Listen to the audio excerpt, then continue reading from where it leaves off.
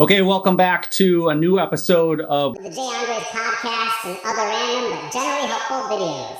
Today I'm joined by my helpful assistant. I'm a figment of his imagination. You ever try to do stand-up comedy on mushrooms and then have a panic attack 10 minutes before you're supposed to be on stage? Nope. No? Well, fuck it. Me neither then. Roll the credits. Today I'm going to talk about my love-hate relationship with stand-up comedy and all the monumental bombings that I've had on stage. First, let's talk about the basic principles of stand-up comedy. Stand-up comedy typically has a beginning, a middle, and an end. And that's not everybody's style. Some comedians like Mitch Hedberg or Steven Wright, they just do one-liners. The smallest idea that you have is called a bit. This is just like a quick joke or a funny idea. And that leads to other bits or other jokes. And then when you put those bits together, it's called a chunk. It's sort of like the difference between sentences and paragraphs. And then if you build up enough chunks, then you have a whole set. Just like writing a paper should have multiple paragraphs, right? One chunk can relate to another chunk. Segue. Or not. And it's not just what you say, it's how you say it. Like if I were to say, my girlfriend's lazy. She doesn't cook versus my girl lazy. Man, she don't even cook. Excuse me? What? I'm making a podcast. You said what? Hold up, I got a joke. What do you and birds have in common? Y'all cheat.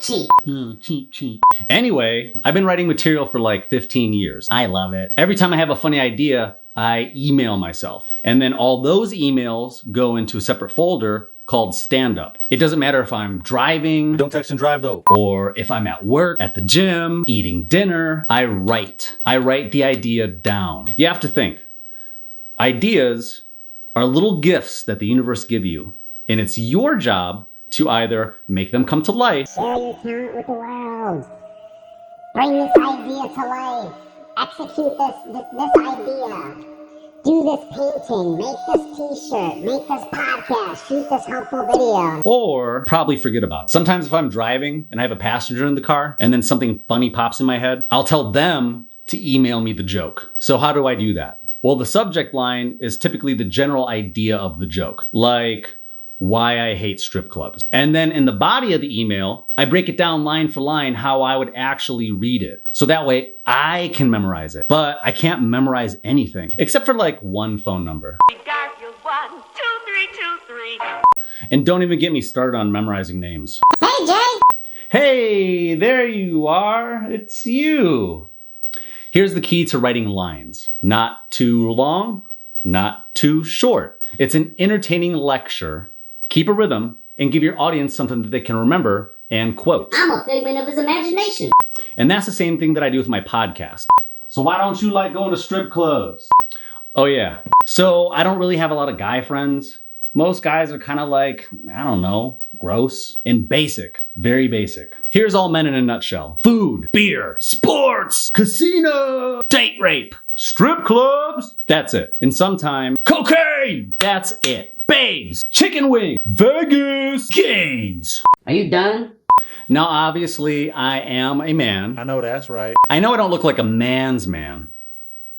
But in 2020, it's about embracing the masculine energy and the feminine. Buddy! Greater yin. Yin refers to the feminine energies in life, and Yang refers to the masculine energies in life. In fact, babies love me. I think when a baby sees me, they think to themselves, he looks like a mommy and a daddy. And I say, thanks, baby. But guys, if you're gonna be a man in today's society, don't be obsolete. Please learn to use some tools besides Google Maps and DMs.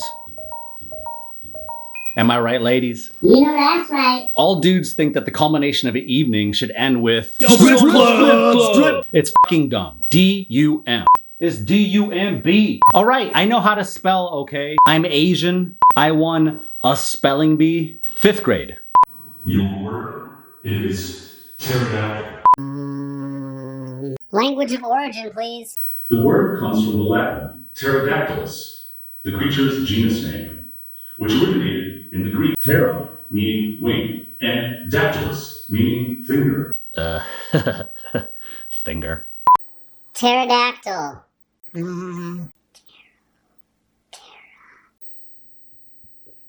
T? Shit! Suspension. S-E-T. U.S. No, you're suspended for 1 week. No! I need to get on the honor roll so I can get a free pan pizza! So the first time I tried to do stand-up, I was drinking a lot of whiskey at the time. Jameson! JMO Ginger Double. I had a lot of anxiety. I had so much anxiety that when I was on stage, you could hear my heartbeat pounding through my throat. So how's everybody doing tonight? Boo! I saw a payphone the other day. Who gives a shit? And how expensive are stamps gonna get? Mom's expensive. So not only did I drink a bunch of whiskey before I got on stage, but I also took Xanax. Don't do that. So basically I blacked out on stage. Okay, I got a joke.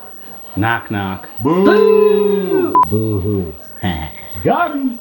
So at open mic comedy shows, they only give you like 3 minutes to perform, maybe 5 at the most. But when you're on Xanax and whiskey and bombing, 3 minutes is approximately 3 hours long. So I'm on stage, hammered, not unlike karaoke. Easy come, easy go, will you let me go, Bismillah, no! What's the difference between a pile of dead babies and a pickup truck?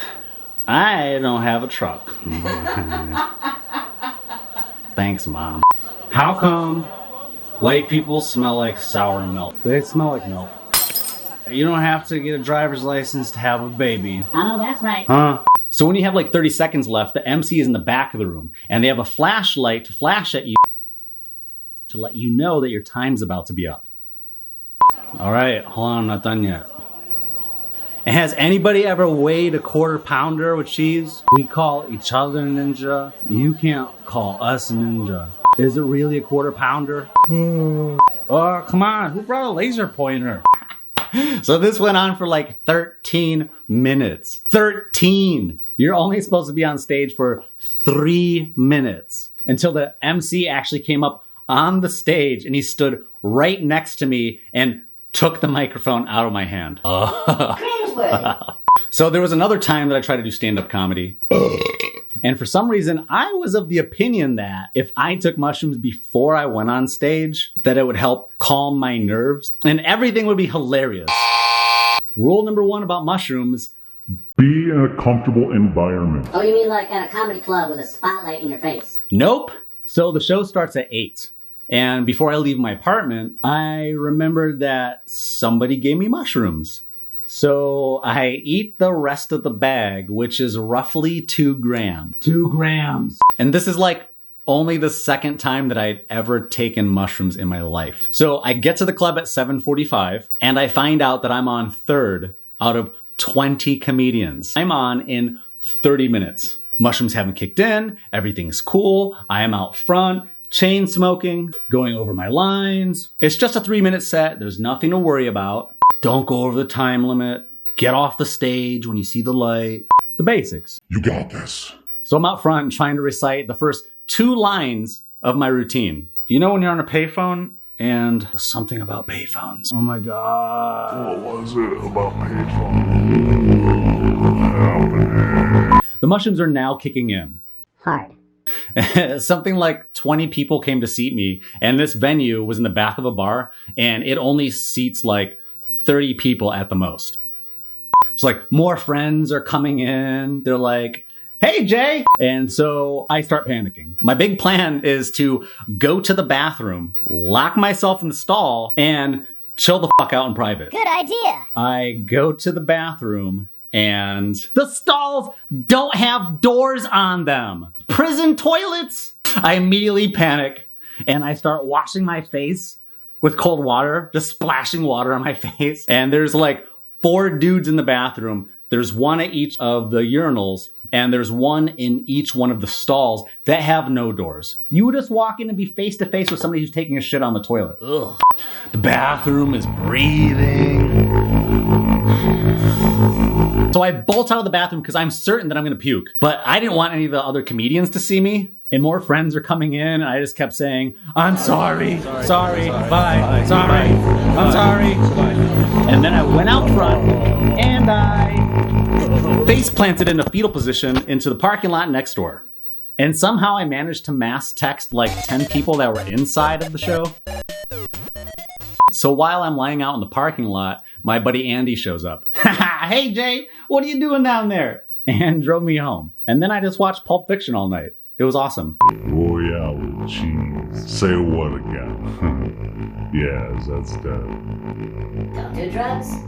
So in closing, I'd like to perform a little bit that I wrote for the late Mitch Hedberg as if he were going to perform it live. Enjoy. And goodbye. I wish I was a vampire so I could just take my time. If I were a vampire, I would be a bad business owner. I would be the owner of Mitch's Pizzeria, pizza since 1702. Business will not be booming because I will have forgotten what food tastes like. Also, I will have eaten all of my customers. So come on down to Mitch's Pizzeria, only open between sunset and sunrise.